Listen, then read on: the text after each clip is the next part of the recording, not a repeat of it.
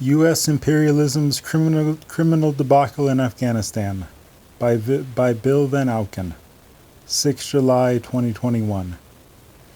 U.S. troops pulled out of the sprawling Bagram Air Base at 3 in the morning last Friday, without notifying the Afghan government forces meant to replace them, and cutting off the power on the way out, an act that triggered an invasion of the base by a small army of looters.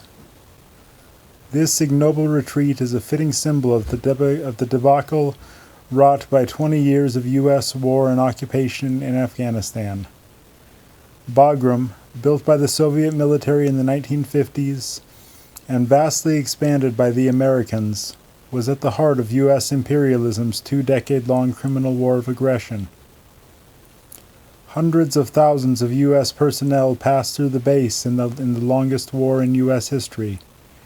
From Bagram, U.S. warplanes carried out bombing campaigns that claimed the lives of countless thousands of Afghan civilians. And Special Forces kill teams launched raids in which entire families were wiped out. The base, moreover, housed the Parwan detention facility, where thousands of suspected insurgents were imprisoned and the methods of enhanced interrogation, i.e., torture, were employed.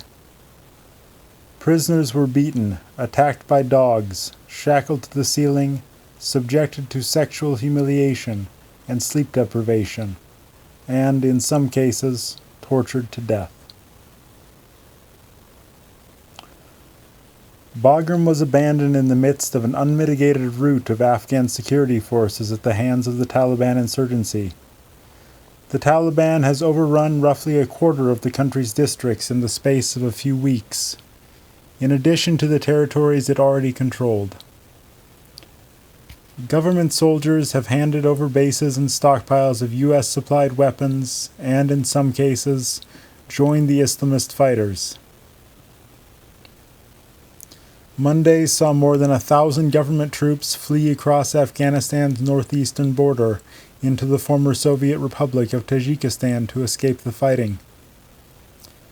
This route, which seems to confirm the worst-case scenario prepared by U.S. intelligence agencies, that Kabul could fall within 6 months of a U.S. withdrawal, has touched off an increasingly bitter, quote, "who lost Afghanistan," unquote, dispute in Washington. Right-wing Republican politicians have indicated the Biden administration, while proclaiming their deep concern for the rights of Afghan women. Biden's supporters have in turn pointed out that it was the Trump administration that signed the agreement with the Taliban in Qatar in February 2020, mandating the U.S. pullout. The reality is that the United States lost Afghanistan over the course of its 2-decade colonial-style occupation, which provoked intense opposition and anger within the Afghan population. It is conservatively estimated that 175,000 civilians have been killed in the war. If those dying as a result of the conditions of mass displacement and the general destruction of social conditions were to be added, the total doubtless would climb to well over 1 million. The U.S. intervention began with a horrific war crime, the mass execution of over 2,000 Taliban prisoners who were suffocated or shot to death in their shipping containers after surrendering to U.S. Special Forces and their Northern Alliance proxies in November 2001. The U.S. war, obscenely dubbed Operation Enduring Freedom, produced an unending series of such crimes against the Afghan population. According to conservative estimates, over the past 5 years alone, some 4,000 Afghan civilians have been killed in U.S. and Allied airstrikes, including nearly 800 children.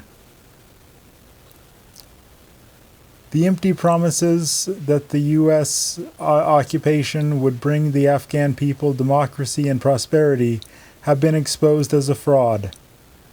The puppet regime in Kabul, the product of rigged elections and deals with criminal warlords, lacks any legitimacy. After 20 years of U.S. aid, Afghanistan still ranks 169th out of 189 countries on the UN's Human Development Index, behind most of sub-Saharan Africa.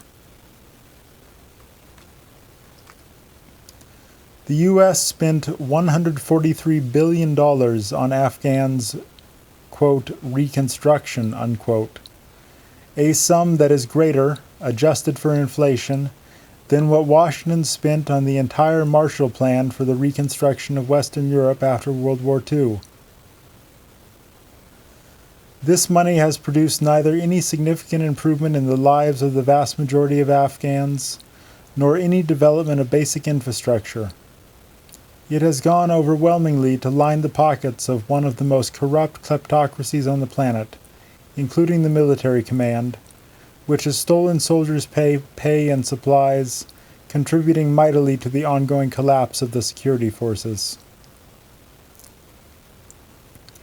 The war's costs for the United States, besides the $1 trillion spent to fight it, are measured in the deaths of 2,452 U.S. military personnel, along with those of 455 British soldiers and 689 from Canada, France, Germany, Italy, Poland, Denmark, Australia, Spain, and other countries. Thousands of military contractors also lost their lives. There are many among the 750,000 U.S. troops who deployed at least once to Afghanistan who returned maimed or mentally scarred by the dirty colonial war. With the U.S. withdrawal, the question arises, what justified this sacrifice? The claim that the war was waged to protect the American people from al-Qaeda terrorism is a patent lie.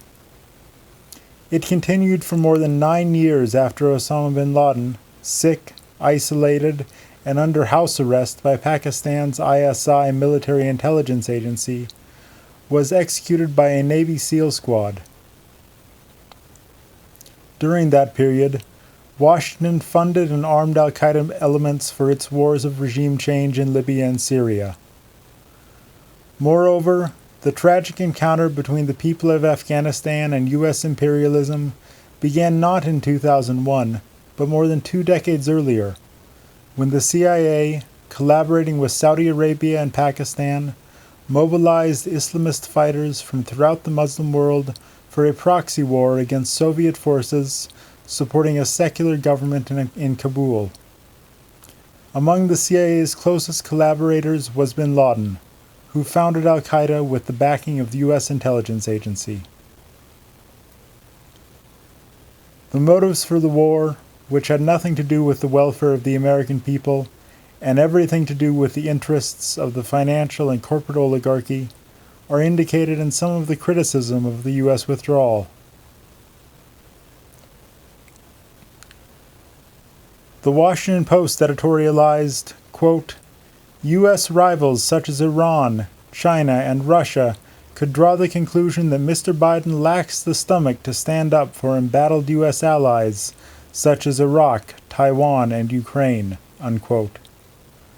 The Wall Street Journal pointed to quote, strategic costs, unquote, of the withdrawal, stating, quote, an American presence in Afghanistan, including at the large air base at Bagram, has given pause to both Iran to the west and China to the east.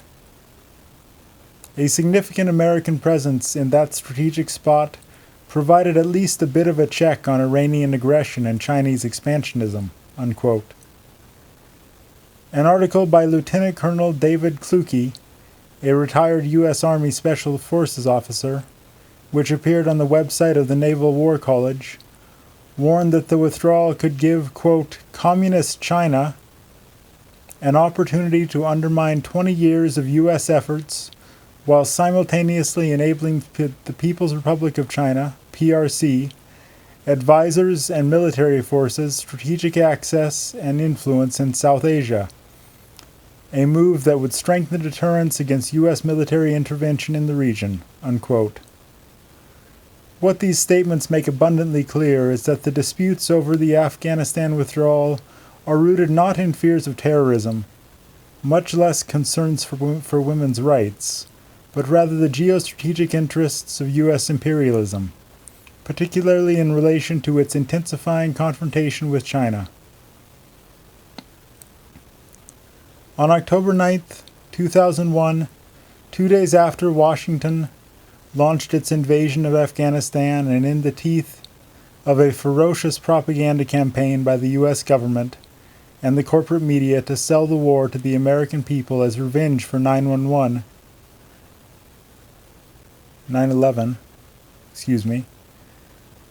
the World Socialist website posted a statement titled, quote, "Why We Oppose the War in Afghanistan," unquote. It exposed the lie that this was a, quote, "war for justice and the security of the American people against terrorism," unquote, and insisted that, quote, "the present action by the United States is an imperialist war," unquote, in which Washington aimed to, quote, "establish a new political framework within which it will exert hegemonic control," unquote, over not only Afghanistan, but the broader Central Asian region, quote, "home to the second largest deposit of proven reserves of petroleum and natural gas in the world," unquote. The World Socialist website stated at the time, quote, "The United States stands at a turning point. The government admits it has embarked on a war of indefinite scale and duration. What is taking place is the militarization of American society under conditions of a deepening social crisis. The war will profoundly affect the conditions of the American and international working class. Imperialism threatens mankind at the beginning of the 21st century with a repetition on a more horrific scale of the tragedies of the 20th. More than ever, imperialism and its depredations raised the necessity for the international unity of the working class and the struggle for socialism," unquote.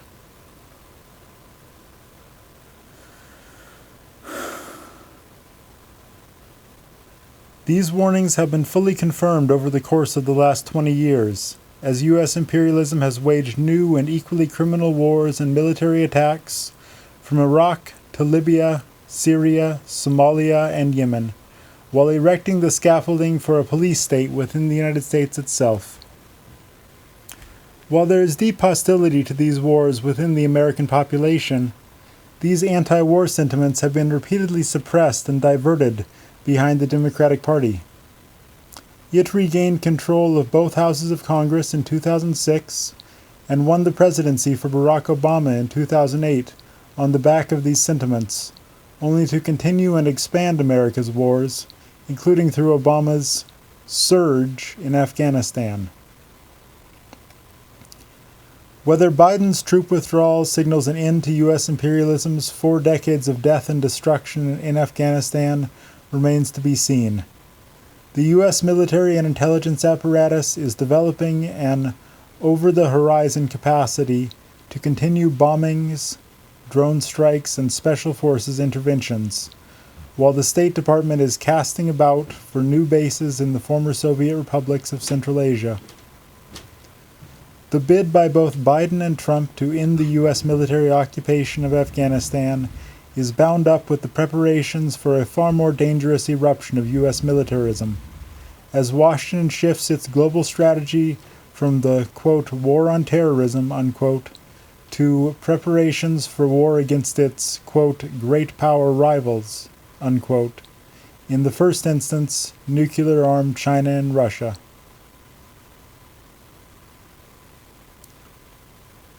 Ensuring the end of the 20-year war in Afghanistan and stopping the eruption of new and even more catastrophic wars requires the independent political mobilization of the working class in the U.S. and uniting its growing struggles with those of workers in Asia, the Middle East, Europe, and internationally in a socialist anti-war movement. Without the revolutionary intervention of the working class, the threat of a nuclear Third World War will only grow.